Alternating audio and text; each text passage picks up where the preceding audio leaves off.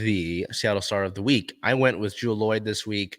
To have the 39-point game is big, obviously, but it was talked about at the beginning of this year that Jewell Loyd was going to be the leader of this team for obvious reasons, but she's going to do it her way. She's going to do it Jewell's way. Obviously, she had been around Sue Bird and Breanna Stewart to form that big three for Seattle for that nice time, but she was going to lead her way while taking into account how those two were able to lead as well. So,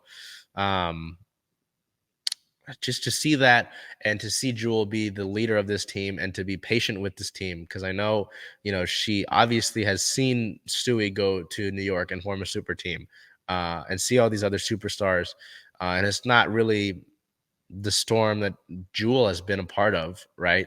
But to see her accept this role and really continue to be herself in this role is big, and it's going to be big for all of these players, whether it's Horston, Magbagor, the younger guards, just this team as a whole, to have this sort of leadership from Loyd to take into the rest of their careers, whether that's with the Storm or somewhere else. Obviously, I'd like to see Jewell back next year and to see Jewell be a Storm player for life.